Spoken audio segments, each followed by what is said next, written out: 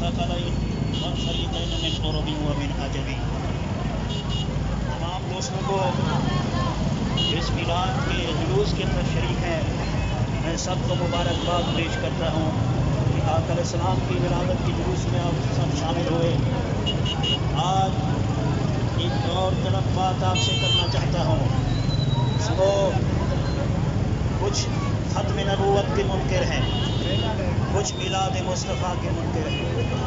سنو سنیو، آج میلاد النبی کا جلوس کر کے اختتام کر دیتے ہو، لیکن ہم آج عہد کر کے جائیں، اس ملک کے پاکستان کے اندر قادیانیت کو فروغ دیا جا رہا ہے، اور اللہ نے ہمیں قرآن کے اندر واضح طور پر حکم فرما دیا کہ میرا محبوب انبیاء میں سے آخری نبی ہے، میرا محبوب رسولوں میں سے آخری رسول ہے۔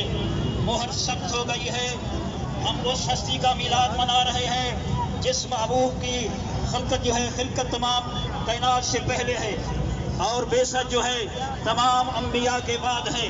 ہم اس محبوب کا میلاد منا رہے ہیں، ہم اس محبوب کا میلاد منا رہے ہیں۔ جب حضرت آدم علیہ السلام ابھی پانی اور مٹی اس مراحل کے اندر تھے، اللہ رب العزت نے اپنے محبوب کو اس وقت بھی خاتم النبی لکھ دیا تھا، اس لیے فرمایا اول ما خلق اللہ نوری، سب سے پہلے اللہ نے میرے نور کو پیدا کیا۔ ہم اس ہستی کا میلاد منا رہے ہیں۔ اے میلاد پہ آنے والوں، اب پاکستان کے اندر قادیانیت کو فروغ دیا جا رہا ہے، نبوت کا دروازہ بند ہو چکا ہے۔ آپ اس سے پہلے والے دور کو یاد کریں، ختم نبوت پہ صحابہ کرام نے اپنی جانیں قربان پیش کی۔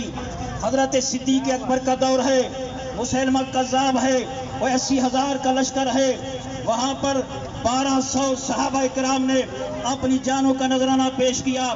وہاں پہ بدری صحابہ بھی تھے جن کے لیے صدیق اکبر نے نہ جانے کا اعلان کیا تھا، لیکن جب مسیلمہ کذاب سے جنگ کی باری آئی تو حضرت صدیق اکبر نے کہا کہ اب بدری صحابہ یہاں پہ نہیں رکیں گے، وہ بھی اس کی کھلا کمی کرنے کے لیے میدان کے اندر جائیں گے، مسیلمہ کذاب کا مقابلہ کریں گے۔ وہ حضور کے صحابی بڑے بڑے قاری اس میدان کے اندر جام شہادت نوش کیا۔ اس کی وجہ کیا تھی کہ اس نبوت کے جھوٹے دعوے دار کو ختم کرنا تھا۔ آج بھی کوئی قادیانی کتا اس ملک کے اندر، آج بھی کوئی قادیانی بے غیرت اس ملک کے اندر شاعر اسلام کو استعمال نہیں کر سکتا۔ جو بھی استعمال کرے گا،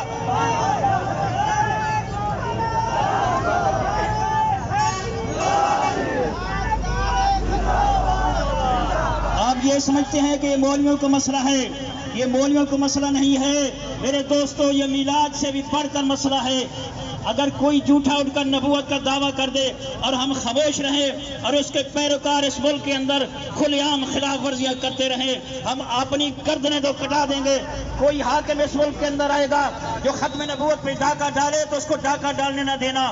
ہمارے اکابر نے قربانیاں پیش کی، شاہ احمد نورانی رحمۃ اللہ علیہ سے دیکھ لو، علامہ خادم رضوی رحمۃ اللہ علیہ کو دیکھ لو، آج ان کا کرم ہے۔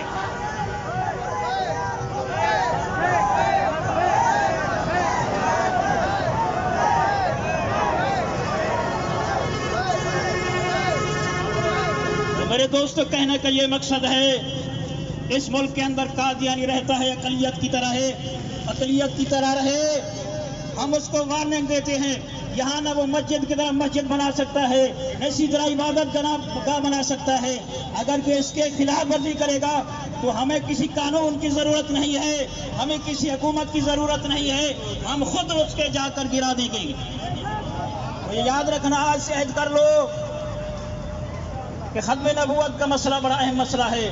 میرے دوستو، جب بھی ختم نبوت کی بات آئے تو سب سے پہلے ختم نبوت کے جلوس پہ، ختم نبوت کی دعوت پہ آیا کرو۔ اس مسئلے کو عام نہ سمجھو، یہ بڑا عظیم مسئلہ ہے۔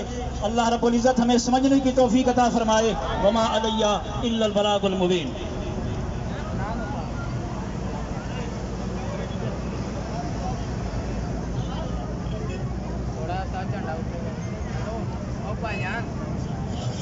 رحوف کی آمد، رحیم کی آمد، سیراج کی آمد، منیر کی آمد، آقا کی ولادت، دادا کی ولادت، مرحبا مرحبا مرحبا یا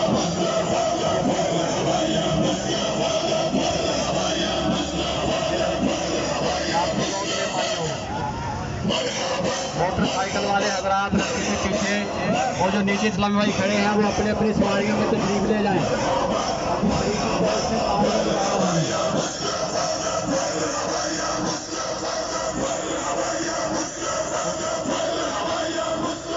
سرکار کی آمد، دلدار کی آمد،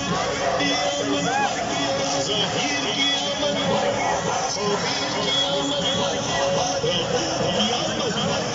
رحیم کی آمد، کریم کی آمد، نعیم کی آمد، مقبول کی آمد، یاسین کی آمد، طہ کی آمد، یاسین کی آمد، تاسین کی آمد، حامیم کی آمد، پیارے کی آمد، اولا کی آمد، اعلیٰ کی آمد، والا کی آمد، بالا کی آمد، پیشوا کی آمد، دلبر کی آمد، رحمت کی آمد.